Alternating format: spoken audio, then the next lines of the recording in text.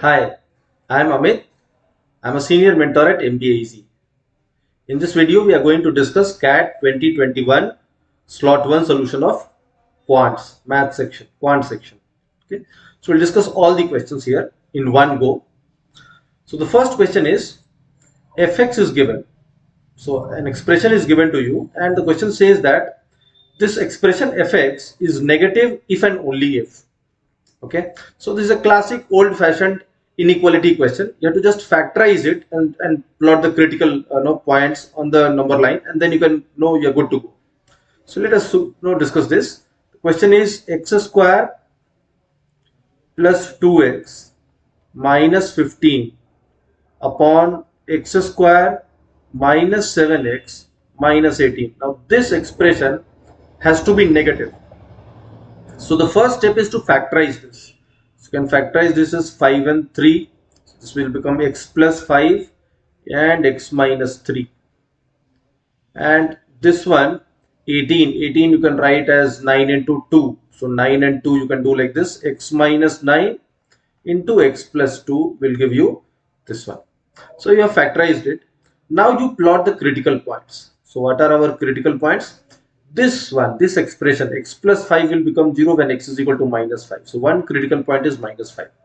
X minus 3 becomes 0 when x is equal to 3. So this is also a critical point. X minus 9 becomes 0 when x is equal to 9. So this is also a critical point. X plus 2 becomes 0 when x is equal to minus 2. So this is also a critical point. So these are our 4 critical points. Once you have plotted these critical points on the number line, in any one interval, check the sign. So the easiest is to take x is equal to 0 and check the sign. So x is equal to 0 falls in this interval. Between minus 2 and 3, 0 lies. So इस expression में 0 डाल के देख लो. So 0 डालूंगा तो ये आएगा positive, 5 आएगा तो पॉजिटिव, ये minus 3 तो negative, 0 minus 9 is negative, and 0 plus 2 is positive. So positive into negative is negative, and negative into positive is also negative. So negative upon negative is positive. So in this expression, in this interval, x is positive, and then alternately it will change. In this expression, in this between 3 and 9, x is equal to 3 to x is equal to 9, the expression will be negative. Here it will be positive. Here it will be negative again, and here it will be positive. So I have to find the interval in which the expression is negative. So expression is negative between minus 5 and minus 2, and between 3 and 9.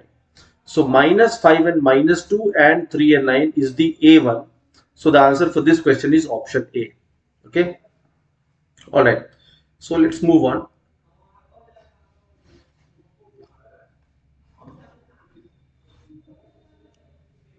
Okay. So this one. This question says that identical chocolate pieces are sold in boxes of two sizes, small and large. So there are two types of boxes. One is small box, the other is large box.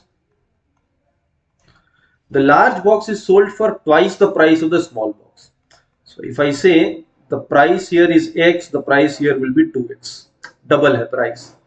If the selling price per gram of chocolate in the large box is 12% less than in the small box, so price per gram for the small chocolate, for the chocolates in large box is 12% less than in small box. So if I say price per gram here is Y, it will be 0.88Y, 12% less, so 0.88Y.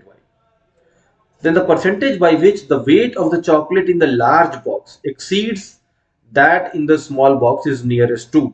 So you can calculate weight. No? Total price is X, price per gram is Y, so weight here is X by Y. Price here is, total price here is 2X. The weight is 0.88Y, so the price, so the weight here is 2X upon 0.88Y. Now we have to find by what percent the weight here in the large box is more than that in the small box. So we have to compare this weight with this weight. So I can take the ratio 2X upon 0.88Y, and this becomes X upon Y. So X and X gets cancelled out. This also gets cancelled out. You're getting 200 upon 88, which is 50 upon 22, which is 25 upon 11. 25 upon 11 is 11 twos are 22 point, and then you become 30, so 2 22 and become 807 times 2.27. It means this is 1 plus 1.27. Clearly it is 1.27 more than the first one. So the weight here is 1.27 more than weight in the small box. Now 1.27 is a fraction. If you convert this into percentage, it becomes 127. So my answer for this question is 127. Okay, so this also becomes a very simple one. Is a old fashioned no, classic percentage question, nothing big about it, very simple question. Okay, let's move on. So the third one, it says that basket of 2 apples, 4 oranges and 6 mangoes cost the same as basket of 1 apple, 4 oranges and 8 mangoes. Okay, or a basket of 8 oranges and 7 mangoes. So we can do it like this. I can say my 1 apple cost say is A, 1 orange cost is, let's say, O, and 1 mango cost is M. Okay, cost of 1 apple, 1 orange and 1 mango are A, O and M. So the first statement, 2 apples, 4 oranges and 6 mangoes. So the cost will be 2A plus 4O. Let us keep it in bracket so that you don't take it as 0. 4O plus 6M. So this is my total cost. Is same as basket of 1 apple, 4 oranges and 8 mangoes. So 1 apple is A, 4 oranges 4 times O and 8 mangoes is 8M, which is same as a basket of 8 oranges and 7 mangoes. So 8 oranges and 7 mangoes. So all these three costs are same. The question further says that find the number of mangoes in the basket of mangoes that has the same cost as other basket. तो ये जो basket का total cost है, ये cost या ये cost या ये कॉस्ट, ये कितने मैंगोज के बराबर होगा, ये हमें निकालना है. ओके, सो सी ये दोनों इक्वल है, first one and second one, these two are equal. इसको अगर आप इक्वेट करोगे तो ऑरेंज कैंसिल हो जाएगा, सो you will get 2a plus 6m is a plus 8m, or you will get a is equal to 2m. First equation that you get is a is equal to 2m. Similarly, now a is 2m. If I get mango and apple and mango, you have apple is equal to mango, and mango और apple में relation आ गया है ना. Orange अभी भी बचा हुआ है, सो इसको हम लोग मैंगो और ऑरेंज में रिलेशन कैसे निकालेंगे. सी मैंगो और ऑरेंज में पहला वाला जो है 2a plus 4o plus 6m, ये बराबर है किसके, 8o plus 7m के बराबर है.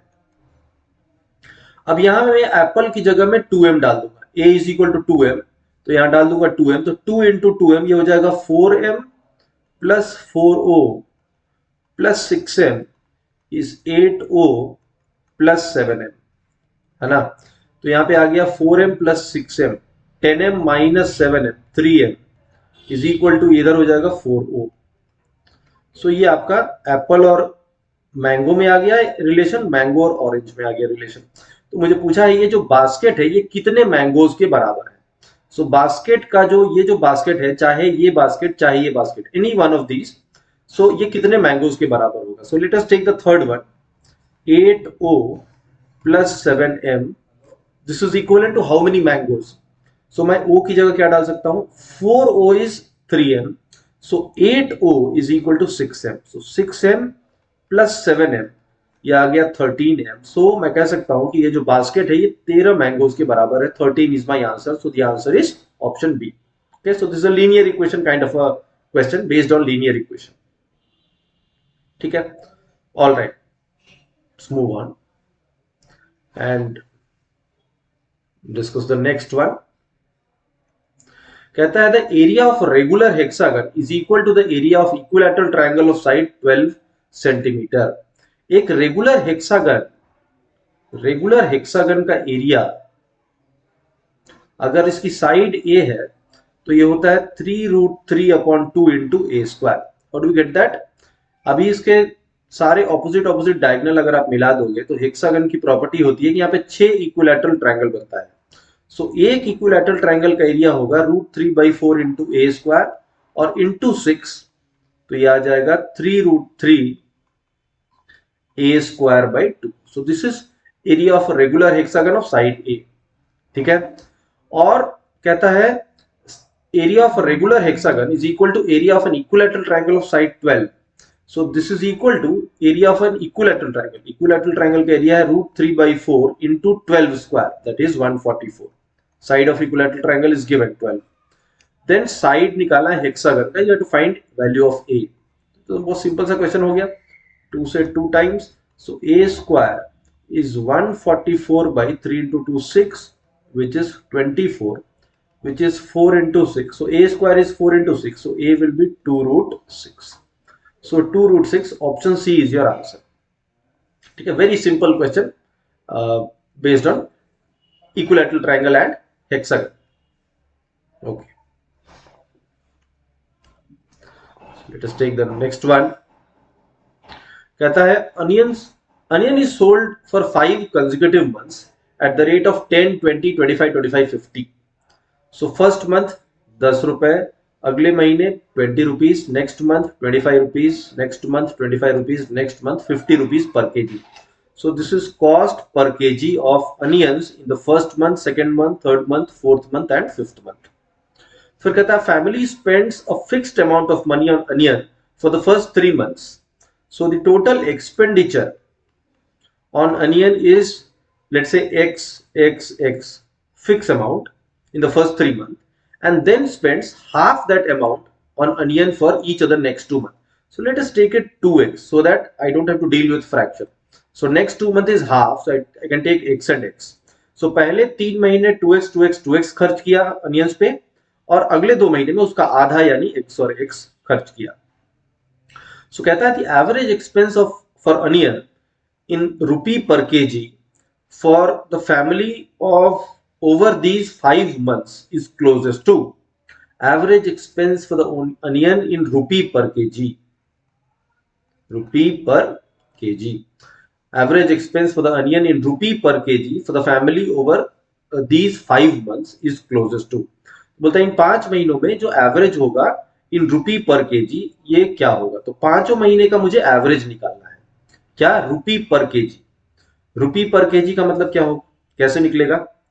मैंने टोटल एक्सपेंडिचर किया कितना? 2x। मेरा टोटल एक्सपेंडिचर कितना है? 2x। और मैंने कॉस्ट पर केजी कितना है? 10। कॉस्ट पर केजी कितना है? 10। तो मेरा कितना वेट होगा? कितना वेट मैंने, कितना कंजम्पशन हुआ होगा हमारा? वेट यानी कंजम्पशन हियर। मेरा कंजम्पशन कितना होगा? 2x है, 2x रुपीज टोटल एक्सपेंडिचर है और 10 रुपीज पर केजी है। सो 2x/10 is my total consumption here. Similarly, 2x/20 is total consumption here. 2x/25 is total consumption here. X/25 is total consumption here, and x/50 is total consumption here. I hope you're getting it. This is my total expenditure for 5 months. These are my cost per kg. So my consumption in kg will be 2x/10, 2x/20, 2x/25, x/25 and x/25. Now I have to find the average. So the average will be total expenditure upon total weight. Rupee per kg है ना, so total expenditure upon total weight. So this you calculate. So it will become 2x plus 2x plus 2x plus x plus x. This is my total expenditure, and this is 2x/10 plus 2x/20 plus 2x/25 plus x/25 plus x/50, ऐसा है ना? सो ऊपर नीचे अगर मैं 50 से multiply कर दूं तो ये इंटीजर में आ जाएगा। सो 2 2 2, this is 6 plus 2 8x into 50 upon, इसको भी अगर मैं 50 से मल्टीप्लाई करूं तो ये आ जाएगा 10x प्लस इसको 50 से मल्टीप्लाई करूंगा तो 50 इंटू 200 तो ये आ जाएगा 5x, 50 से मल्टीप्लाई करूंगा इसको तो ये आ जाएगा 4x, फिर आ जाएगा 2x और फिर आ जाएगा x. So this is 50 into 8 400x divided by 10 plus 5 15, 15 plus 4 19 plus 2 21, 21 plus 1 is 22x. So this is 100, 200 by 11, 200 by 11. So 11 1 जा 11, बच गया 9 0, 11 8 जा 88. So this is close to 18, right? So this is close to 18. So my answer is option A, 18. So this is our answer, 18. ठीक है. Total expenditure upon total weight, यही तो होगा रुपी पर KG. Expenditure is in rupee, weight is in kg. So total expenditure upon total weight is my average. So this is an average based question. Okay, all right. So the next one, कहता if r is a constant such that mod of x square minus 4x minus 13 is equal to r. r एक constant है कि ये हमारा r के बराबर होगा, has exactly 3 distinct real roots. This is important, 3 ही इसका डिस्टिंक्ट रियल रूट है.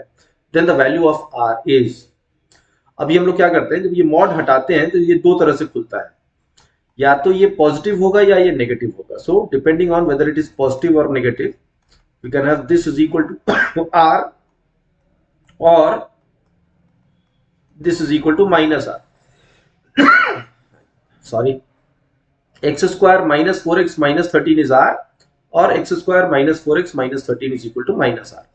अब मुझे इसके तीन ही डिस्टिंक्ट रियल रूट होते हैं. मुझे पता है क्वाड्रेटिक इक्वेशन के 2 रूट्स होते हैं, तो यहां पे भी 2 रूट आएगा और यहां पे भी 2 रूट आएगा, लेकिन इसके 3 डिस्टिंक्ट रियल रूट्स हैं. रिमेंबर, अगर इसके दोनों रूट रियल हो गए और इसके दोनों रूट रियल हो गए और अलग अलग हो गए तब तो 4 रियल रूट हो जाएंगे, जबकि होना चाहिए 3 ही. तो वो केस तो पॉसिबल नहीं होगा.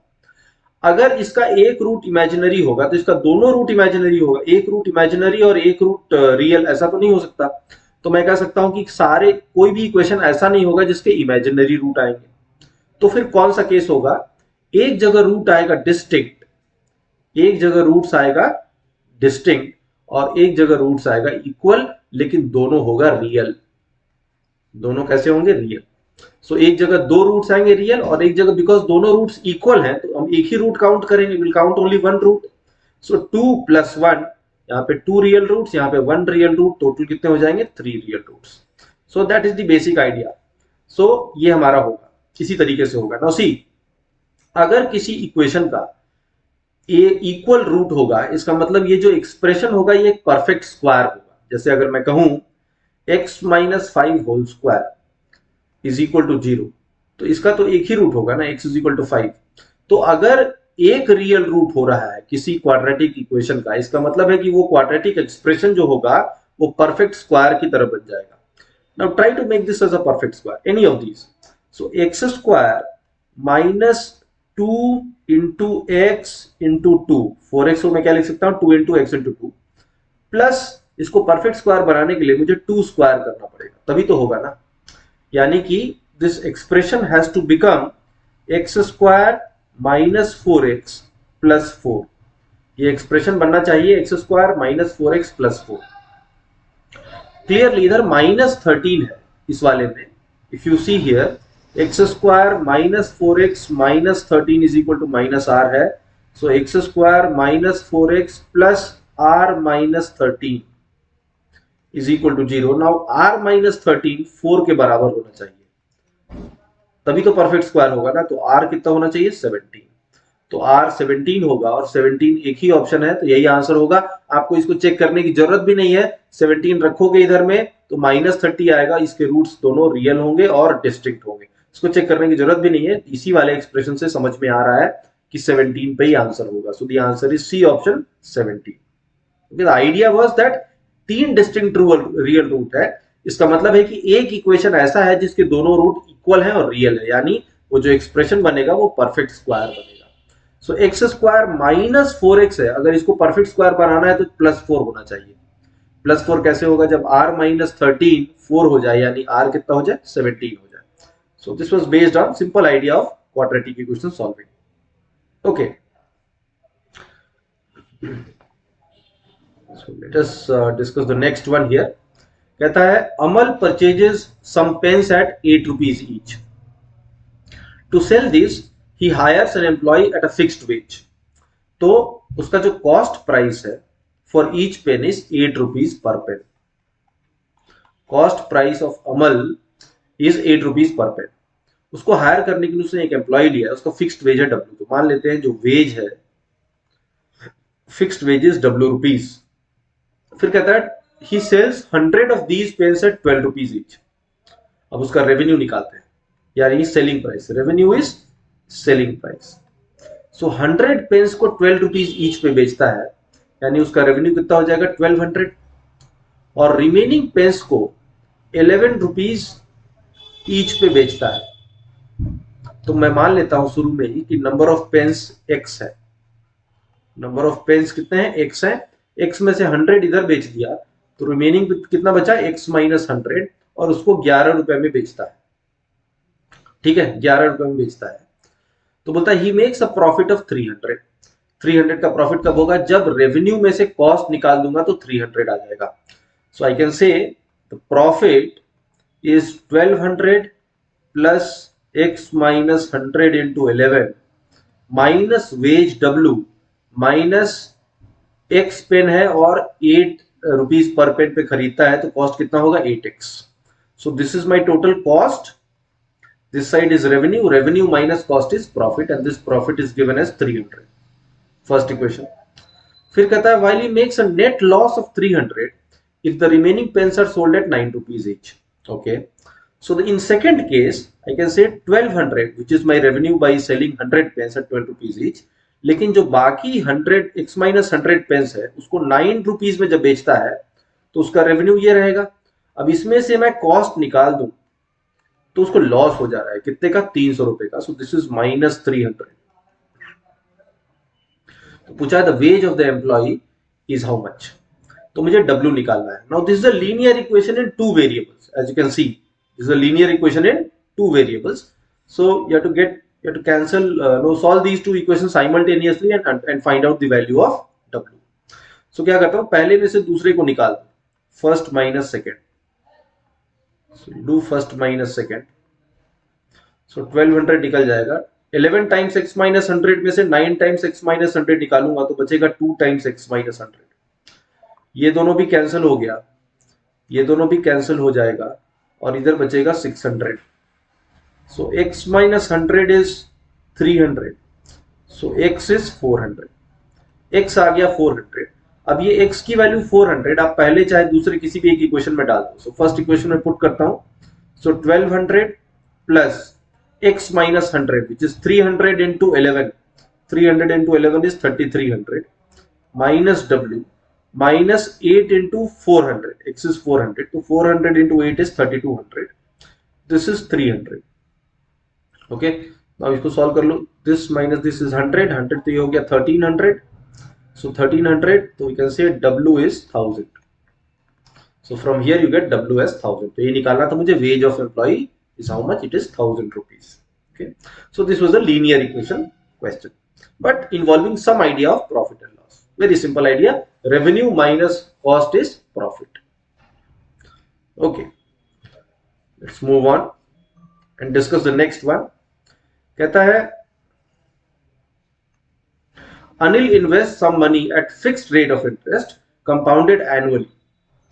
If the interest accrued during the second and third year are 806. Okay, so CI for first year, second year, third year ऐसा दे रखा है. CI for the second and third years are 806.25 and 866.72. ठीक है, तो बोलता है find the interest in the fourth year. Fourth year में कितना इंटरेस्ट होगा.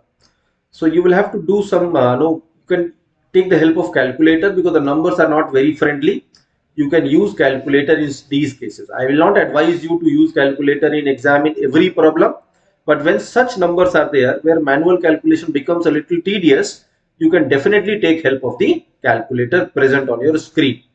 So देखो मुझे क्या पता है CI में कि हर साल हर कंपाउंडिंग पीरियड में जितना मेरा इंटरेस्ट रेट है उसी रेट से CI भी बढ़ता है. अगर इंटरेस्ट रेट 10% है तो एवरी कंपाउंडिंग पीरियड में मेरा इंटरेस्ट भी 10% से बढ़ेगा. This we know from our knowledge of CI and SI.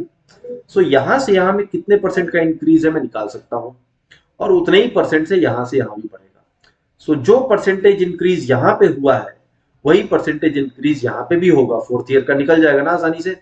So I can take this like this 866.72 upon 806.25. Take this ratio और इसी रेशियो से यहां भी चेंज होगा. Same ratio this upon this जो होगा वही दिस अपॉन. अगर ये x है so x upon 866.72 is same as this number. So I can say x upon 866.72 is same as 866.72 upon 806.25. So x आ जाएगा 866.72 into 866.72 divided by 806.25. And now you can take the help of calculator. So I'm using calculator. You can also use calculator in such cases. 866.72 into 866.72 divided by 806.25. Okay. Okay, so probably I have not written the options correctly here. This is 931.7. So the correct answer is 931.7. Note that these are not the numbers here. I think there is a mistake in the option that I have given here. This is a typo. Sorry about that. But the answer is 931.7. In your exam also, this option was given to you. So the correct answer would be 931.7. Forget about these options. These options are not given correctly. My correct answer would be 931.7. INR. So the interest accrued in INR during the fourth year is nearest to 931.7. So this will be our answer. Okay. All right. Let's move on.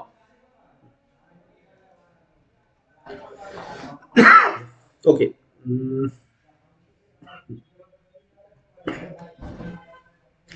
Next one कहता है the strength of an indigo solution in percentage is equal to amount of indigo in grams per 100 cc of water. Okay, so strength of indigo solution is defined as weight in gram of indigo divided by 100 cc of water per 100 cc of water. This is how strength is defined. फिर कहता है 200 cc bottles are filled with indigo solutions of 33 and 77%. So there are two bottles 1 and 2. दोनों में volume 800 cc है. 800 cc है. पहले का strength है 33%, दूसरे का स्ट्रेंथ है 17%. यानी 33% का मतलब क्या हुआ? Gram of Indigo, weight of Indigo upon 800 into 100 that is 33. और यहाँ पे weight of Indigo upon 800 into 100 is 70. Okay. फिर कहता है part of solution from the first bottle is thrown away. इस वाले बॉटल में से कुछ निकाल दिया गया फर्स्ट बॉटल में से and replaced by an equal volume of solution from the second bottle. और सेकेंड बॉटल से इसमें पोर किया गया. If the strength of the indigo solution in the first bottle has now change to 21%. So this becomes 21% now.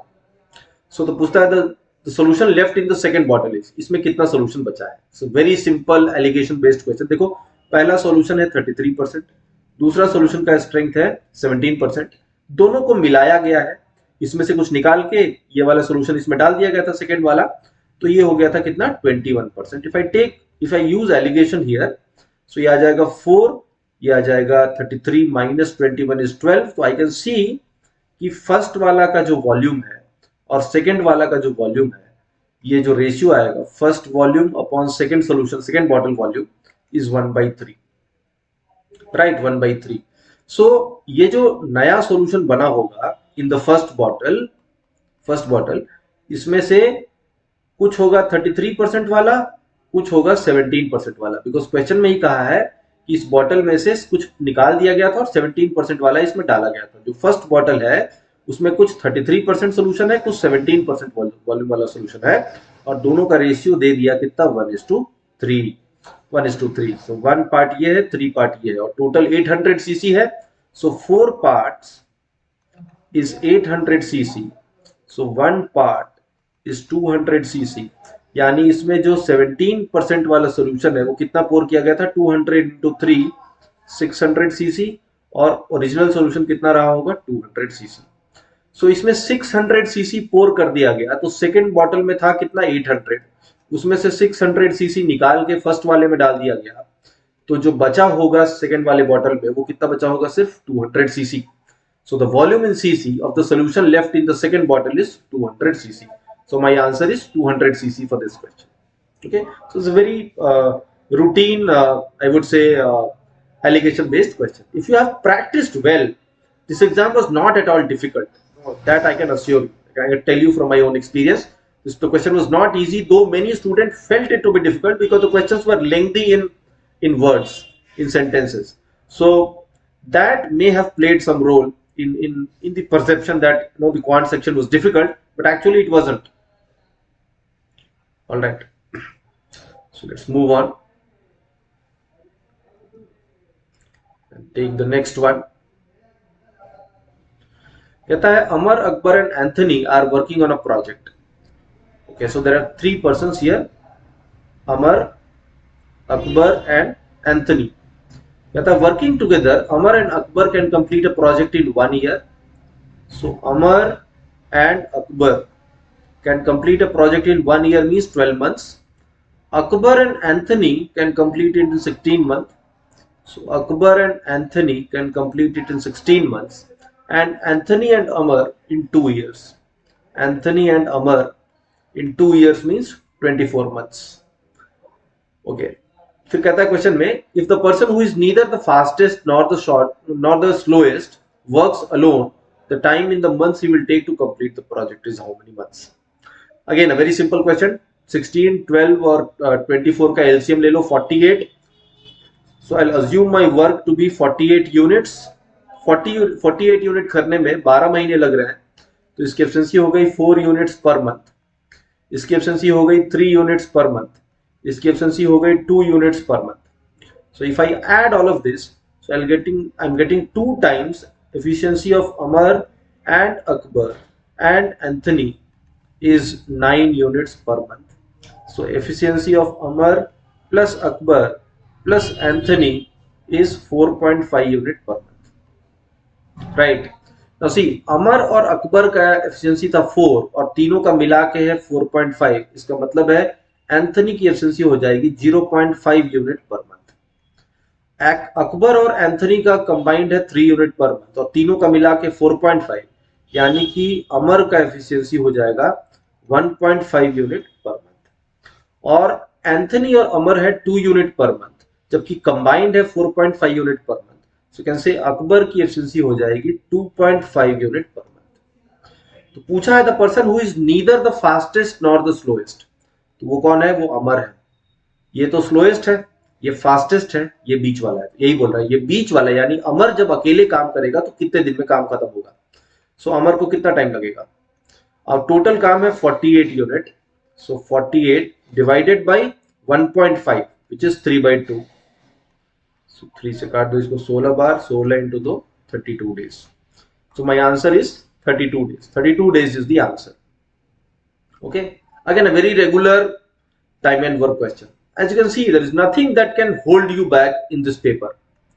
Okay, in exam situation you may find some questions to be on the difficult side, but बहुत ज्यादा इसमें कुछ नहीं था. Now this one is a lengthy one, is a tricky one. This is from permutation and combination. कहता है the number of groups of 3 or more distinct numbers that can be chosen from 1, 2, 3, 4, 5, 6, 7, 8 so that the group always include 3 and 5 while 7 and 8 are never included together is how many? So this is a permutation and combination question. कहता है कि आपके पास digits है 1, 2, 3, 4, 5, 6, 7, 8. इसमें से 3 या 3 से ज्यादा digits का ग्रुप बनाना है मुझे ओके, 3 और मोर, 3 या 3 से ज्यादा डिजिट का ग्रुप बनाना है जिसमें कि 3 और 5 हमेशा रहे और 7 और 8 एक साथ नहीं आए, they are never included together. तो एक साथ नहीं आए तो अलग अलग आ सकता है, 7 आ सकता है चलेगा, सिर्फ 8 आ सकता है वो भी चलेगा, 7 और 8 एक साथ नहीं आना चाहिए, और 3 और 5 जब भी रहेगा तो साथ में रहेगा। जैसे कुछ एग्जांपल, जैसे एक ग्रुप में बनाता हूं 3, 5, 8 और 4, दिस इज एक्सेप्टेबल बिकॉज इसमें 3, 5 तो है और 8, 7, 8 दोनों एक साथ नहीं है, so this is acceptable group. इसी तरह से मैं बनाऊं 3, 5, 7, 9, दिस इज ऑल्सो एक्सेप्टेबल, 3, 5 एक साथ है, 7 और 8 दोनों नहीं है। बट इफ आई से 3, 5, 7, 8, 9, this is not acceptable because में 7, 8 एक साथ आ गया, this is not acceptable. If I से 3, 7, 1, 2, 3, 1, 2, 4, this is also not acceptable because 3 और 5 एक साथ आना चाहिए, बट यहाँ 3 है लेकिन 5 नहीं है। सो मुझे इस तरह वाले ग्रुप बनाने हैं, तो ये पूछा है कि ऐसे कितने ग्रुप बनेंगे जिसमें कि 3 या 3 से ज्यादा डिजिट्स होंगे, right, this is our question. Now क्या क्या केस बनेगा, see there are different ways of doing this question. I am giving you a very no, this may appear to be on the lengthier side, but this is the way in which you can understand it better. मैं एकदम first principle से जा रहा हूं। मैं कहता हूं कि या तो मेरे पास 3 डिजिट होगा ग्रुप में, number of digits, number of digits 3 होंगे या 4 होंगे या 5 होंगे या 6 होंगे या 7 होंगे या 8 होंगे। 8 से ज्यादा तो हो ही नहीं सकता बिकॉज हमारे पास टोटल डिजिट ही कितने हैं, 8 है। सो 3, 4, 5, 6, 7, 8 इतने सारे डिजिट्स हो सकते हैं। अब मैं पहले निकालूंगा टोटल कितने वेज हो सकते हैं। तो देखो हमारे पास टोटल 8 डिजिट है, 8 में से 3 सेलेक्ट करने का टोटल तरीका कितना होगा, 8C3। कितना हो जाएगा 8C3। या आप ऐसे ना करो, this will also be a little time consuming. मैं एक और चीज करता हूं, वेट, इसको एक और तरीके से करता हूं। मैं कहता हूं 3 और 5 तो हमेशा इंक्लूडेड रहेगा, 3 और 5 को तो रखना ही रखना है, तो इसको रख लेते हैं। तो 2 डिजिट तो आपने पहले ही फिक्स कर लिया, इन 2 डिजिट को फिक्स करने का कितना तरीका, एक तरीका, you take 3 and 5, that is the only way. अब हमारे पास एक ही डिजिट और लेना है, तो एक डिजिट कितने तरीके से ले सकता हूँ, रिमेनिंग कितने डिजिट है, 1, 2, 3, 4, 5, 6, 6 में से मुझे एक लेना है, तो 6C1। तो जब मैं एक लूंगा तो 7 और 8 एक साथ तो आ ही नहीं सकता, या तो 7 आएगा या 8 आएगा या कोई और आएगा, जब आएगा तो एक ही आएगा, तो 7, 8 कभी भी एक साथ नहीं आएगा। और 3 और 5 को मैंने पहले ही कंसिडर कर लिया, तो 6C1 यानी कितने हो गए, 6 हो गए। जब मुझे 4 लेना होगा तो 3 और 5 को तो लूंगा ही लूंगा। अब बचे हुए 6 में से मुझे कितने लेने हैं, 2 लेने हैं। बचे हुए 6 में से मुझे कितने लेने हैं, 2 लेने हैं। तो 2 लेने का कितना तरीका होगा, 6C2, 6C2। लेकिन इस 6C2 वे में से एक वे ऐसा होगा, एक वे ऐसा होगा जहां पे हमने 7 और 8 दोनों को ले लिया होगा, तो उस वाले केस को मुझे सपरेट करना होगा। जैसे एक केस क्या बना होगा, 3, 5, 4 डिजिट लेना है, तो 3, 5 के अलावा बाकी जो बचे हुए 6 में से मैं 2 2 ले रहा हूं, लेकिन उसमें एक सिलेक्शन 7 और 8 वाला भी होगा ना। तो 3, 5 तो आ गया, और ये 7, 8 तो अनडिजायरेबल है ना, ये वाला केस तो लेना ही नहीं है, तो उस वाले केस को मैं हटा दूंगा। तो 6C2-1, 6C2 यानी 6 इंटू 5 अपॉन 2, 15, 15 में से एक चला गया, कितना बचा, 14। तो 14 वेज हो जाएंगे। सिमिलरली 5 डिजिट का ग्रुप बनाना है, तो 2 डिजिट 3 और 5 लेने का एक तरीका, बचा 3, 3 और लेने हैं, तो 6 में से 3 निकाल लिया, 6C3, राइट, 6C3 माइनस। अब क्या क्या अनडिजायरेबल केस होगा, देखो मुझे 2 लेना है, 7 और 8 मैंने एक साथ ले लिया तो वो अनडिजायरेबल केस है, राइट। तो देखो यहां पे तो मैंने टोटल ले लिया ना 6, 3 और 5 के साथ में कोई भी 3, तो कोई भी 3 में तो 7 और 8 भी हो सकता है, तो 7 और 8 एक साथ जो आया होगा वो वाला केसेस मुझे निकालना होगा। तो वो केसेस कौन से होंगे, देखो मैं 7 और 8 ले लू, 7 और 8 ले लू और इसके अलावा एक और कोई ले लू, तो जब मैं 7, 8 ले लूंगा तो मेरे पास क्या बचेगा, 3 और 5 मैंने पहले से ही हटा दिया, अब बचा 1, 2, 4, 5, 7, 8, उसमें से 7, 8 ले लिया। अब बचा मेरे पास 4, इस 4 में से कोई भी एक ले लूं तो 3 डिजिट हो जाएंगे, इधर भी तो 3 और इधर में 2 ले लिया, 5। सो 1 इंटू 4C1, तो इसमें से मुझे कितना निकाल देना होगा, 4C1 केसेस निकाल देने होंगे। सो 6C3 is 6 into 5 into 4 upon 6, so 20 minus 4 is 16, तो इधर कितना आ जाएगा 16 आ जाएगा। देन 6 डिजिट मुझे लेना है, 6 डिजिट में से 3 और 5 मैंने ले लिया एक तरीके से। अब मुझे 4 और लेना है क्योंकि 6 बनाना है, 6 डिजिट बनाना है, 2 मैंने ले लिया, 4 और, तो बचे हुए 6 में से 4 लेने का कितना तरीका 64। लेकिन यहाँ पे भी कुछ अनडिजायरेबल केसेस होंगे। ये जो 4 मैं ले रहा हूँ, इस 4 में से अगर 7 और 8 एक साथ आ जाएगा तो वो तो अनडिजायरेबल हो गया। तो क्या क्या डिजिट बच रहा है मेरे पास, 1 2 4 6 7 8, 3 और 5 तो मैं पहले ही ले चुका हूं। अब इसमें से अगर मैं 7 और 8 लेके और तब बाकी, यहाँ पे मैंने बाकी अब कितने डिजिट लेने हैं मुझे, 2 डिजिट, 2 ही डिजिट लेना है ना। कैसे, 6 डिजिट है तो यहाँ पे मैंने सारे ले लिया 6 डिजिट का, जहां पे 3 और 5 है, 3 और 5 ले लिया और 6 में से 4 ले लिया। बट इसमें से कुछ केसेस अनडिजायरेबल है। अनडिजायरेबल कौन सा होगा, जहां पे 7 और 8 भी लूंगा और उसके साथ कुछ और लूंगा। तो 3 और 5 को लेने का एक तरीका, 7 और 8 को लेने का एक तरीका, तो 4 हो गए, 2 और लेना है, तो 4 में से 1 2 4 6 में से 2 लेने का, एक 2 और लेने का तरीका 4C2। तो 6C4 minus 4C2, 6C4 is 15 and 4C2 is 6, 4 into 3 by 2, so 6, 15 minus 6 is how many, 9, so 9 हो गए।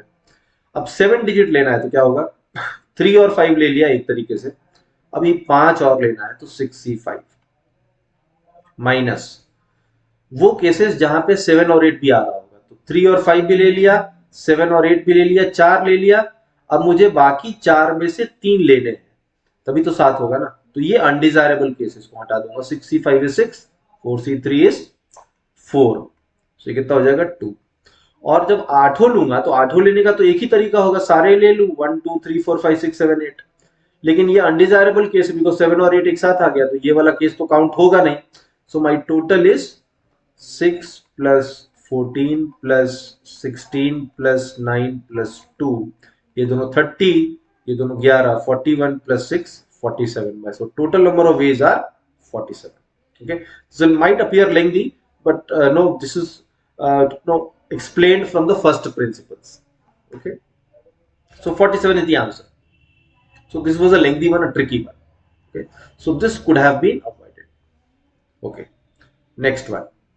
कहता है a circle of diameter 8 inches is inscribed in a triangle ABC where angle ABC is 90. Okay, so there is a triangle ABC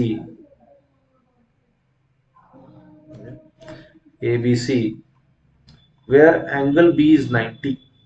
इसके अंदर में एक circle inscribed है जिसका डायमीटर 8 इंच है। डायमीटर 8 इंच है, इसका मतलब इसका रेडियस कितना होगा 4 इंचेस। इसका रेडियस होगा 4 इंचेस, 4 इंचेस। ये सेंटर हो गया, O इज द सेंटर। तो पूछता है एरिया बताइए ट्रायंगल का। अब सी BC दे रखा है 10, BC दे रखा है 10। अब ये बताओ, ये अगर 4 है, दिस इज 4, तो यहां भी ये 4 होगा, ये वाला पार्ट भी 4 होगा, ये वाला पार्ट भी 4 होगा, बिकॉज ये 4 का एक स्क्वायर बन गया है। तो ये वाला पार्ट 6 हो जाएगा बिकॉज टोटल इज 10, टोटल 10 है तो ये 4 हो गया, 6 हो गया। नाउ इसको कैसे कर सकते हैं, देखो मुझे पता है कि सर्कल में एक्सटर्नल पॉइंट से अगर 2 टेंजेंट ड्रॉ करूं तो दोनों टेंजेंट की लेंथ सेम होती है। सो ये x तो ये भी x, सिमिलरली ये 6 तो ये भी 6 होगा, ये पार्ट 6 है तो ये पार्ट भी 6 होगा। सो ऐसे कर सकता हूं। अब किसी भी ट्रायंगल का एरिया का फॉर्मूला होता है half into base into height. So इसका एरिया में निकालूंगा तो हो जाएगा half into base is 10 and height is x plus 4. AB is height is x plus 4. So this is my area, and area is also equal to r into s, where r is the in radius and s is semi perimeter. So इसका in radius तो clear है, 4 है, 4 is in radius and semi perimeter। निकालो कितना है perimeter, x plus x 2x, 6 plus 6 6 into 2 4 plus 4 4 into 2, तो इसका half ले लो, x plus 6 plus 4 यानी x plus 10, तो पेरीमीटर कितना हो गया x plus 10। so these two are equal, so I can say 4 times x plus 10 is 5 times x plus 4, यही आएगा ना, ये 5 times जाएगा, so 5 times x plus 4। So 4x plus 40 is 5x plus 20. So यहां से x आ गया 20. So this x is 20. अब आप देख भी सकते हो ये टोटल साइड कितना होगा, ये जो ट्रायंगल है ABC, BC was 10, this was 90, और देखो 20 प्लस 4 ये कितना हो गया 24, और 20 प्लस 6 ये हो गया 26. So I know 5, 12 and 13 is a Pythagorean triplet, तो इसका डबल 10, 24 और 26 भी क्या होगा, एक पाइथागोरियन ट्रिपलेट ही होगा. सो यू कैन से कि ये पाइथागोरियन ट्रिपलेट हो भी रहा है. So this is the answer seems correct.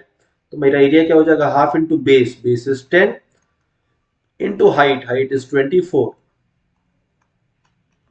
So 24 into 5 120 square inch. Right, so my answer is 120 square inch. Okay, ये राइट एंगल ट्रायंगल, ये बहुत फेवरेट टॉपिक है कैट में. नो बहुत पसंद आता है क्वेश्चन सेटर को, right angle triangle and circle. So this was based on that. Okay, again a geometry question. कहता है suppose the length of each side of a regular hexagon ABCDEF is 2. So there is a regular hexagon,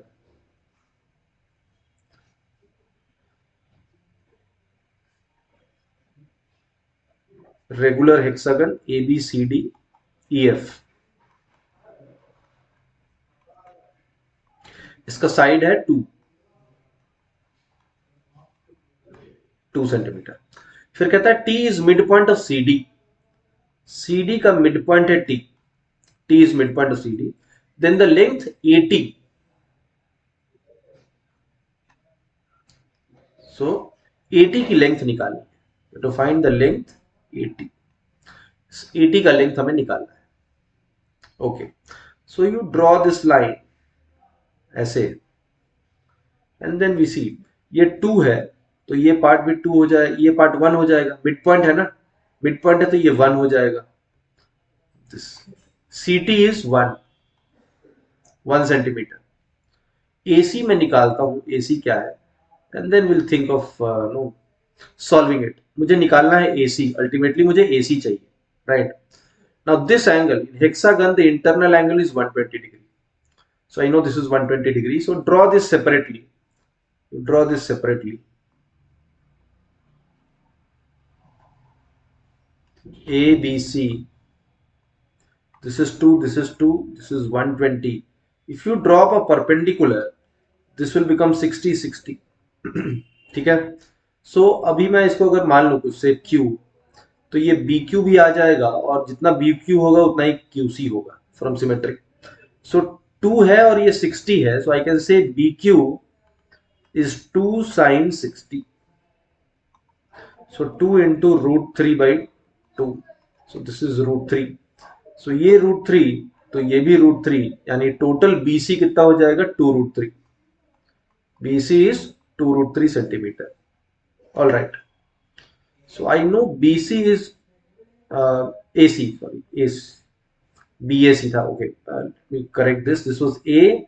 This was B. This was C. So AQ. This was AQ, and this is AC. AC is 2 root 3. So ये है 2 root 3, ये है 1. And look at this angle in triangle ACT. Look at triangle ACT.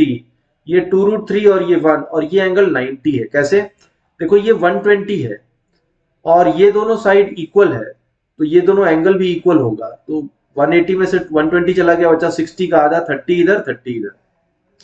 और ये total hexagon में होता है 120. 120 में से 30 चला गया तो कितना बचेगा 90. So this is a right angle triangle. Triangle ACT is a right angle triangle.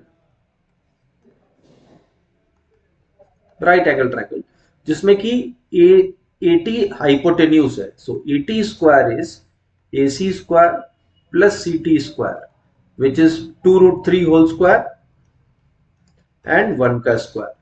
ये आ गया 4 into 3 12 plus 1 13. So AT square आ गया 13. So AT आ जाएगा under root 13 centimetre. So my answer is option B, under root 13 centimeter. So this is again a very not very easy, but definitely not very difficult also. This was a medium level question, moderate level question in geometry, hexagon, related to hexagon. All right, so let us look at the next one. कहता है suppose hospital A admitted 21 less covid patient than hospital B. Okay, so there are two hospitals A and B. Number of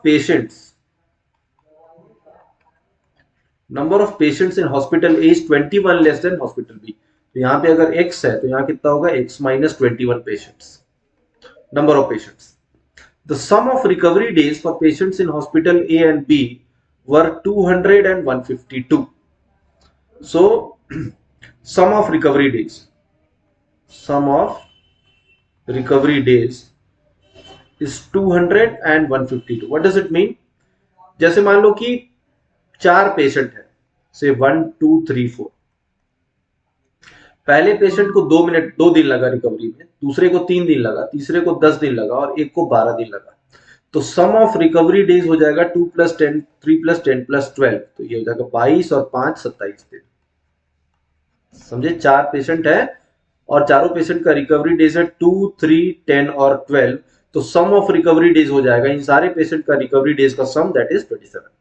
तो यही कह रहा है सारे patient का यानी x minus 21 पेशेंट्स का रिकवरी डेज का सम 200 है, x पेशेंट्स का रिकवरी डेज का सम कितना है, 152 है. फिर कहता है average recovery days for the patient admitted in hospital A was 3 more than the average in hospital B. तो एवरेज तो निकाल सकता हूं ना मैं. 200 दिन है और कितने पेशेंट्स हैं, x minus 21. So average recovery day पर patient is 200 upon x minus 1.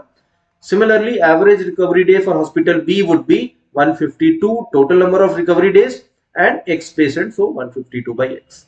So these are my average for hospital A and hospital B average recovery day per patient. और कहता है hospital A का recovery day average recovery day 3 ज्यादा है B से, यानी कि इन दोनों का जो difference होगा वो कितना होगा, 3 हो जाएगा, isn't it? So you take an LCM x minus 21, तो ये आ जाएगा 200x minus 152 into x minus 21.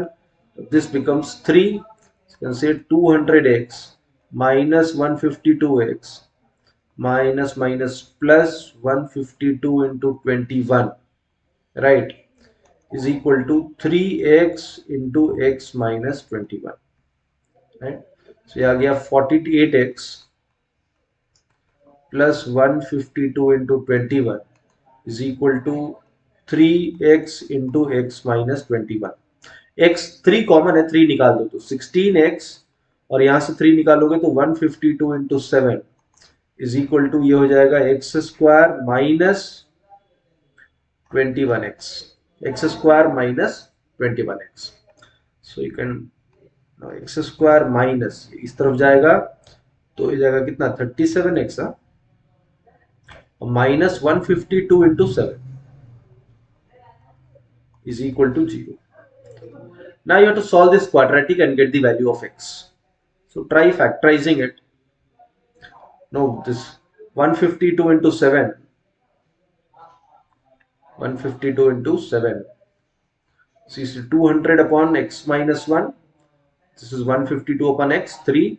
You factorize this and get your value of x. कैसे करोगे इसको, factorize करो. 152 हो रहा है कितना, 2 से जाएगा कितनी बार में, 76 टाइम्स में. सो this is 152 is 2 into 2, 2 into 2, 2 से करोगे तो ये आ जाएगा 38 into 2 into 19 into 7. यही हो रहा है ना, 2 into 2 into 2 into 19 into 7. I hope it is correct.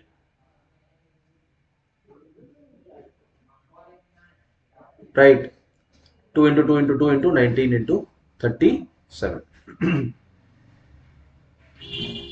And then you can solve this quadratic. Let me just cross check it once more. Suppose hospital A admitted 21 less COVID infected patient than hospital B. So x है यहाँ पे, तो यहाँ x minus 21. Sum of recovery days 200 and 152. Average recovery day for patient in hospital A was 3 more than average. So average here is 200 upon x minus 1, average here is 152 upon x. इन दोनों का difference कितना दे रखा है question में? 3 दे रखा है, right? So this seems correct. X into x minus 21, this becomes 200x. 152 into x minus 21 is equal to 3. So 200x minus 152x plus 152 into 21 is 3x into x minus 21.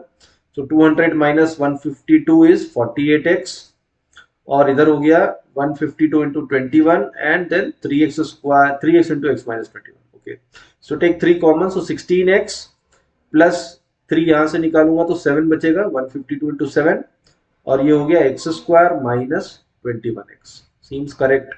x square minus इधर आएगा तो 16 और add हो जाएगा 37x minus 152 into 7 is 0. Now you have to factorize this. इसको कैसे कर सकता हूं? 19 4 8 into 7 56, 56 और 19 में इसको फैक्टराइज कर लो. So x square minus 56x plus 19x minus 152 into 7 is equal to 0. So x common ले लूंगा, x minus 56 plus 19 कॉमन ले लूंगा तो x minus 56 is equal to 0. So you are getting x plus 19 into x minus 56 is equal to 0. So you are getting two values, minus 19 and 56. But minus 19 is not acceptable because number of patient negative नहीं हो सकता. So answer is 56. So यहाँ पे 56 है. तो पूछा है then the number admitted in hospital A was, hospital A में कितने लोग admit हुए थे? x minus 21. So my answer is x minus 21, which is 56 minus 21. So the answer is 35.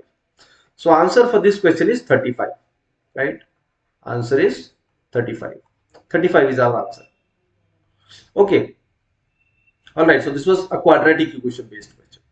You have to frame equation, you will get a quadratic and you will get your answer there. Okay. So the next one.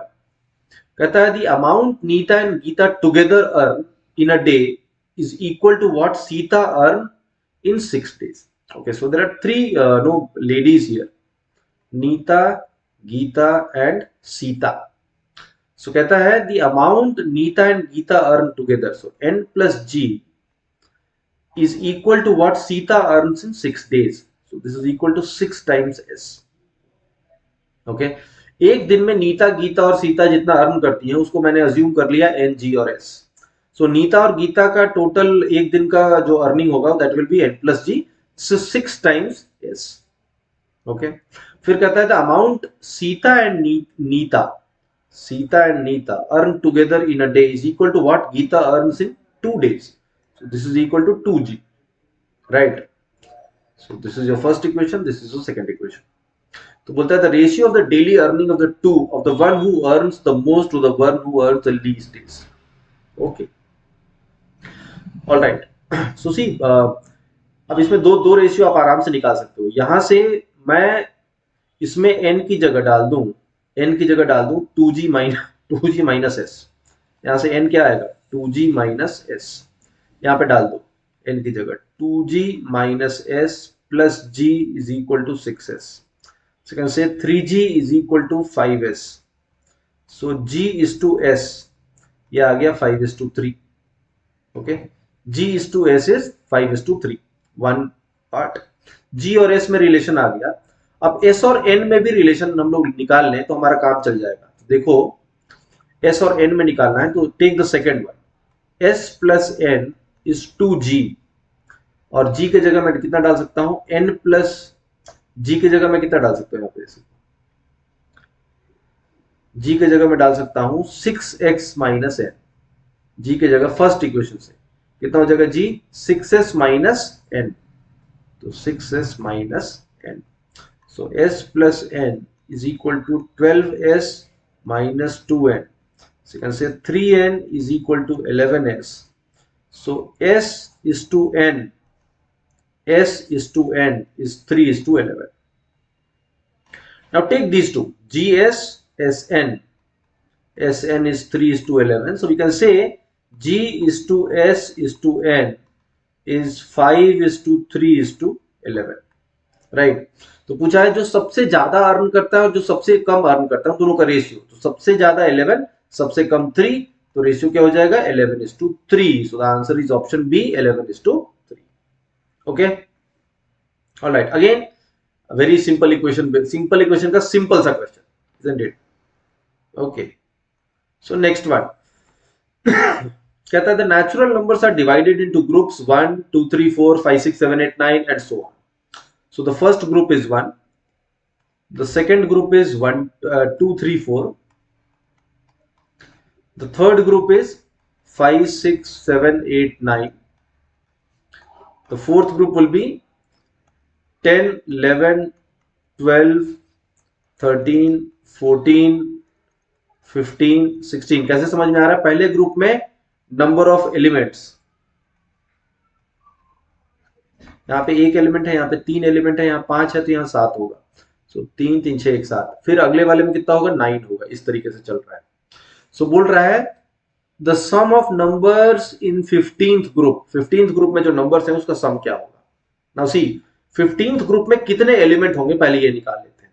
पहले group में 1 है, दूसरे group में 3 है, तीसरे group में 5 है, चौथे ग्रुप में 7 है। तो ये ऑड नंबर्स है, पहला ऑड नंबर, दूसरा ऑड नंबर, तीसरा ऑड नंबर, चौथा ऑड नंबर। सो हम कह सकते हैं number of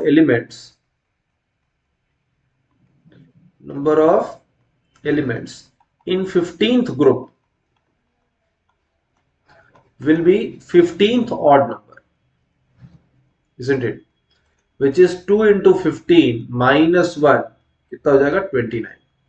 So number of elements in 15th group will be 29. There will be 29 elements in 15th group. अब वो see they are all natural numbers, no? 1 है यहाँ, 2 3 4 है यहाँ, 5 6 7 8 9 है यहाँ पे, ऐसे। तो मैं देखूंगा कि मेरा जो 15th ग्रुप है उसमें कहां से शुरू होगा, किस नंबर से शुरू होगा। So we have to find the first number of 15th group.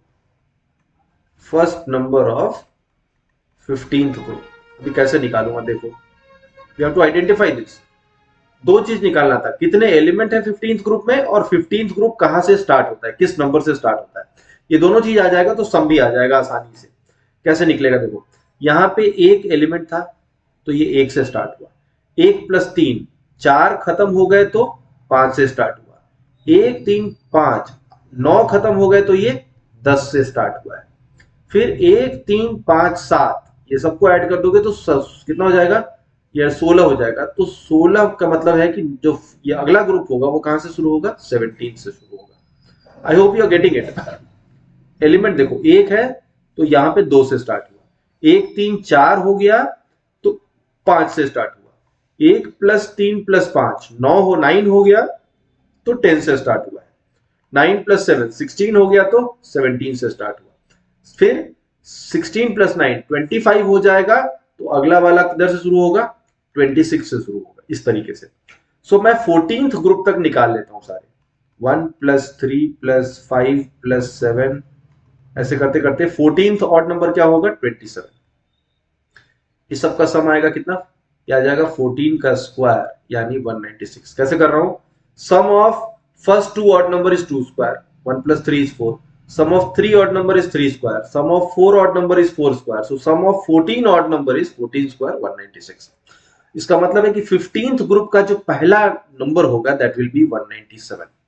so I know my 15th group now, 197 198 199 से करके इसमें कितने एलिमेंट्स होंगे, 29 एलिमेंट्स होंगे, 29 एलिमेंट, राइट। सो ये एपी है ना, एपी है, और एपी का फॉर्मूला क्या होता है, first term plus last term by 2 into number of elements. So last term क्या होगा 197 है, सो यू कैन से 197 + 28, 197 + 28 ये हो जाएगा 225। so this 29th element, the last number will be 225, so my answer would be 225, sum will be 225 + 197 divided by 2 into number of elements 29। so let us do a little bit of calculation here। ये हो जाएगा कितना, ये हो गया आपका 300 300 + 400 422 I suppose into 29 divided by 2. So this is 200 into 29. So this is 6330 minus 211. So यह आ जाएगा 6119. 6119, which is option A. So my answer is option A, 6119. So this was a series based question, APGP. Okay. Take the next one. कह रहा है Anu, Vinu and Manu can complete a work in 15, 12 and 20 days. So there are three persons, Anu, Vinu and Manu. इनको time क्या लगता है? 15 days, 12 days, 20 days. So I can assume my work to be LCM of these, which is 60. तो इसका efficiency हो जाएगा 4 unit per day, इसकी हो गई 5 यूनिट पर डे, इसकी हो गई 3 यूनिट्स पर डे. ऐसा 3 units per day. All right. Now see, the question says that Vinu works every day. So first day, second day, third day, fourth day, fifth day, sixth day, seventh day, eighth day, ninth day, ऐसे चलता रहेगा. So Anu सभी दिन काम, Vinu सभी दिन काम करेगी. So Vinu is working every day. Vinu is working every day. Okay. Now Anu के बारे में कह रहा है Anu works only on alternate days starting from the first day. So first day Anu works on first day, then Anu works on third day, then fifth day, seventh day, then ninth day, and so on. And Manu works only on alternate days starting from the second day. So Manu works on second day, then fourth day, then sixth day, then eighth day, and so on. Right? So कितना work हो जाएगा count कर लो तो एक pattern मिल गया ना. V and A, V और A का सम कितना है? 4 + 5, 9 यूनिट काम होगा.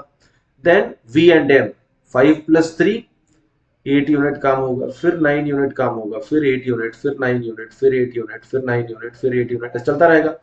तो मुझे 60 काम करना है. तो देखो 17 17 17 हो गया 51 51 और 9 60. यानी यहाँ पे पूरा हो जाएगा 60 यूनिट. यानी कितने दिन लग गए हैं? 7 days. So my answer is 7 days. The answer is option D. Very regular kind of question. Okay. The next one. कहता how many 3-digit numbers are greater than 100 and increase by 198 when the digits are arranged in reverse order. बोलता है कितने ऐसे numbers होंगे जो 100 से ज्यादा होंगे 3-digit number. 3-digit number smallest ही होता है 100, तो 100 से ज्यादा ही होगा ना फिर. तो ये तो कोई कहने की बात ही नहीं है. So this data is redundant, this information is not required. How many 3-digit numbers greater than 300? 3-digit number smallest ही 100 होता है, तो बाकी सारे 3-digit नंबर क्या होंगे? 100 से ज्यादा ही होंगे. So there is no point. This was only to confuse. And increase by 198 when digits are arranged in reverse order. तो कहता है कोई नंबर एबीसी है 3-digit नंबर, उसको जब उल्टा कर दूंगा, सीबीए बना दूंगा, तो ये नंबर उल्टा वाला नंबर इस नंबर से 198 ज्यादा हो जाएगा. यानी CBA minus ABC should be 198. यानी कि 100 times C plus 10B plus A and 100 times A plus 10B plus C, इन दोनों का डिफरेंस कितना है? 198. सो आई कैन से 99C माइनस 99A इज 198 और C minus A is how much? 2. तो उस नंबर का लास्ट डिजिट और फर्स्ट डिजिट का डिफरेंस कितना होना चाहिए? 2 होना चाहिए. तो मुझे बस यही ध्यान देना. देखो यहाँ पे अगर मैं इसको 1 रखूंगा तो ये 3 रहना चाहिए, 2 रखूंगा तो ये 4 रहना चाहिए, 3 रखूंगा तो ये 5 रहना चाहिए, 4 रखूंगा तो ये 6 रहना चाहिए, एंड सो ऑन. उसी तरह से मैं इसको 7 रखूंगा तो ये 9 होगा, बट 8 रखूंगा तो 10 हो जाएगा. 10 तो पॉसिबल ही नहीं है, यानी 7 9 तक आएगा. तो मुझे ऐसे नंबर्स चाहिए. अब B कुछ भी हो सकता है, B का वैल्यू 0 to 10 कुछ भी हो सकता है. तो कितने नंबर्स होंगे? 103, 113, 123 से लेके 193 तक. तो ये कितने नंबर्स हो गए? 10 नंबर. सो 10 नंबर यहां मिलेगा तो 10 नंबर यहां भी मिलेगा, 10 नंबर यहां भी मिलेगा. 204 से 294, 305 से 395. उसी तरह से 10 नंबर यहां भी मिलेगा, 10 नंबर यहां भी मिलेगा. सो 10 10 10 10 7 बार, तो कितने हो गए? 70. So my answer for this question is 70. There are 70 such numbers, right? Okay, so this was based on a number property. Okay, then the next one कहता है two trains cross each other in 14 seconds when running in opposite direction. So दो trains हैं, मान लेते हैं एक train ये है, दूसरी ट्रेन ये है, इसकी लेंथ L1 है, इसकी लेंथ L2 है, इसका स्पीड S1 है, इसका स्पीड S2 है. तो बोलता है दोनों ट्रेन एक दूसरे को 14 सेकंड में क्रॉस करता है. तो फॉर्मूला क्या कहता है, L1 plus L2 divided by S1 plus S2. ये कितना दे रखा है, 40. This I know. The faster train is 160 meter. So let's say the first train is faster train. तो ये दे रखा है, L1 is given 160 and crosses the lamp post in 12 seconds. So lamp post को cross करने में train 1 को कितना time लगेगा, length that is 160 by speed S1, और ये दे रखा है कितना 12. तो यहां से S1 आ गया 160 by 12 which is 40 by 3 meter per second.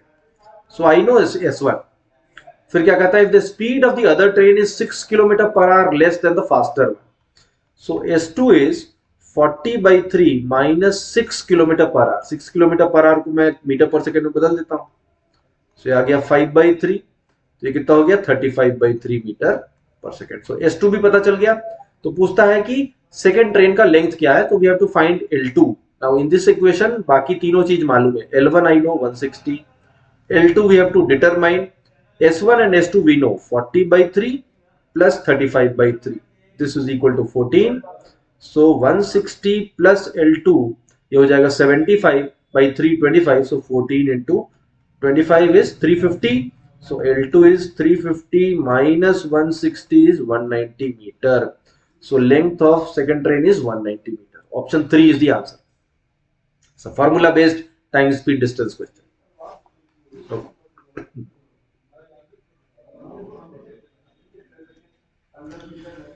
All right.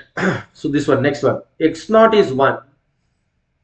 एक नंबर दे रखा है यहाँ पे, एक पैटर्न है, x naught is 1, x2 x1, x1 is 2 and x n plus 2 is 1 plus x n plus 1 divided by xn.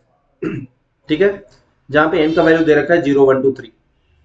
Now to do this calculation you have to find a pattern here. So एक बार x2 निकालो. x2 कितना होगा, x2 होगा 1 plus x1 by x naught. So 1 plus x1 is how much, 2 divided by x naught is 1. So ये कितना आ जाएगा 3. So x2 is 3. x3 कितना हो जाएगा, 1 plus x2 by x1. So 1 plus x2, x2 is 3, x1 is 2. So ये आ जाएगा कितना 2. x4 हो जाएगा 1 plus x3 upon x2. So 1 plus x3 is 2 and x2 is also 3. तो ये कितना आ जाएगा 1. x5 1 plus x4 by x3. So x4 कितना आया 1 और x3 कितना आया 2. तो 2 by 2 कितना हो गया 1. कुछ और निकालते हैं. x6 1 plus x5 upon x4. So 1 plus 1 upon 1 कितना हो गया 2. राइट. अब एक देखो, एक पैटर्न मिल गया तुम्हें. x7 भी निकालो, फिर एक पैटर्न समझ में आएगा. 1 plus x6 by x5. So 1 plus x6 is 2 and x5 is 1. तो ये आ गया 3. अब देखो जरा, x0 x1 x2 x3 x4 x5 x6 x7 and so on. ये था 1, ये था 2, ये है 3, ये है 2, ये है 1, ये है 1, ये है 2, ये है 3. तो देखो 1 2 3 2 1, 1 2 3 2 1. फिर से क्या रिपीट हो रहा है, 1 2 3 2 1. तो यही पैटर्न चलता रहेगा. So this was question which was based on know your ability to pick this pattern. कुछ थोड़े नंबर्स निकालोगे तो पैटर्न समझ में आने लगेगा. 1 2 3 2 1, 1 2 3 2 1, 1 2 3 2 1, ऐसे ही चल रहा है. राइट. सो 5 के सेट्स में चल रहे हैं. तो हमें निकालना क्या है, x 2021. Now I know 2021 is देखो 5 का सेट चल रहा है ना. सो 2021 इज 5 into 5 क्यों कर रहा हूं कि 5 के सेट्स में चल रहा है पैटर्न. तो 5 into 4 0 4. ऐसा ही है ना, 5 से करोगे 5 4 जा 20 0 4, ठीक है, 20 20 अब प्लस वन, ऐसा ही है ना, ऐसा ही है। बट मेरा शुरू हो रहा है कहां से, एक्स नॉट से शुरू हो रहा है, शुरू हो रहा है एक्स नॉट से, ये ध्यान रखना है। ये x1 से शुरू होता तो ऐसे करने से समझ में आ जाता। सो मैं यहां से पैटर्न लेता हूं x1 से, तो मेरे लिए ज्यादा अच्छा रहेगा। सो 2 3 2 1 1 2 3 2 1 1, फिर 2 3 2 1 1, इस तरह से लो। So don't start with x nought, start with x1, because तब ये पैटर्न समझ में आएगा। सो 2 3 2 1 1, फिर 2 3 2 1 1, फिर 2 3 2 1 1, तो इस तरह से पैटर्न लेते हैं, 2 3 2 1 1 2 3 2 1 1 2 3 2 1 1, इस तरीके से पैटर्न लेते हैं। सो 5 5 के ऐसे निकल जाएंगे 404 ग्रुप्स, और फिर एक बचेगा। तो एक जो बचेगा वो कहां से शुरू होगा, वो 2 से शुरू होगा ना फिर से। सो 2 से शुरू होगा, तो मेरा आंसर क्या होगा, ऑप्शन डी 2, राइट। तो ये पैटर्न पिक करने के जैसा था, मुझे पैटर्न समझना था। Okay, next one is a log based question. देखो सभी जगह बेस 10 है, लॉग 10 लॉग 10 लॉग 10, सबको एक तरफ ले लो। So 5 is equal to log 10 1 upon under root 1 minus x square minus 4 log to the base 10 root 1 minus x plus log 10 base 1 plus x. This is given. So 5 is equal to, इसको थोड़ा simplify कर लेते हैं, log 10 1 upon under root 1 minus x square minus 4 into, 4 हटा दो, 4 को अंदर ले लो, तो log 10 ये हो जाएगा 1 minus x whole square plus log to the base 10 root 1 plus x.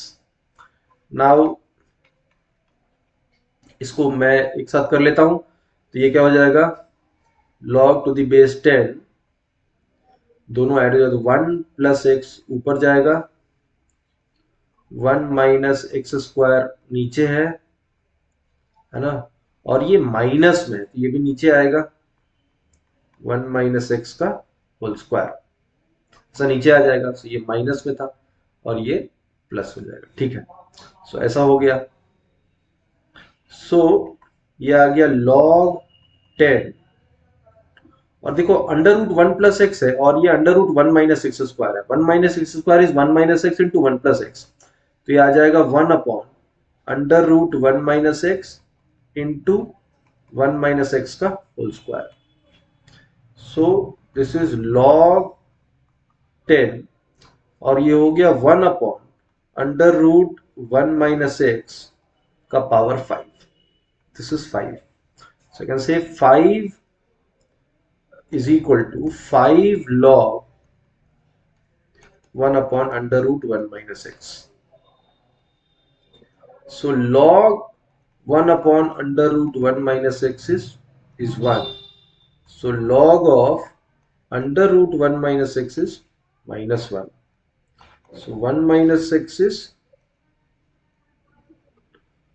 10, right?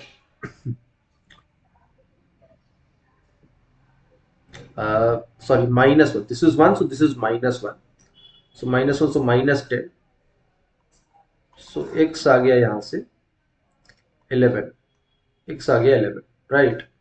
सो पूछा है 100x, सो 100x कितना हो जाएगा, 100 into 11 1100, so my answer is 1100.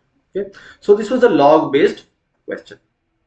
All right, simple log के क्वेश्चन सिंपल होते हैं और लॉग हर साल कुछ ना कुछ आता है। ओके, सो ये भी एक क्वेश्चन था। जनरली लॉग से ज्यादा क्वेश्चंस आते थे, बट इस साल थोड़े कम क्वेश्चंस आए हैं लॉग के। So that's it guys. So this is all as far as slot 1 questions are concerned. Slot 1 में इतने सारे questions थे, we have discussed all the slot 1 questions. इसी तरह से in next video we'll discuss slot 2, slot 3 questions for quants, then for DILR, and then for VARC also. I suppose you have learned from these questions. The idea was not to explain you in detail, but only to tell you, to emphasize that if you have prepared well for this exam, this question, all these questions could have been solved in the exam. अगर मैं इसमें से 23, 24, 22 question में से मैं अगर 18 भी कर लेता, 15 भी कर लेता, तो फैंटास्टिक स्कोर आता। जिसका 40 आ गया, यानी 13-14 सही था, उसको भी 99.5 परसेंटाइल आया था. Okay, so this question was, these questions in CAT were not difficult. It becomes difficult only when you have not practiced well. So be clear about basics. Those of you who are preparing for CAT next year, थोड़ा सा ठंडे दिमाग से, बहुत time है, सारे concept को अच्छे से पढ़ो, बाईपास मत करो, और फिर ढेर सारा प्रैक्टिस करो. कैट का क्वांट सेक्शन बहुत इजी होता है, आप आराम से 50-60% क्वेश्चन कर सकते हैं बिना किसी दबाव को महसूस किए हुए. Okay, thank you guys, that is all for this video. Cheers, best wishes for next year's CAT.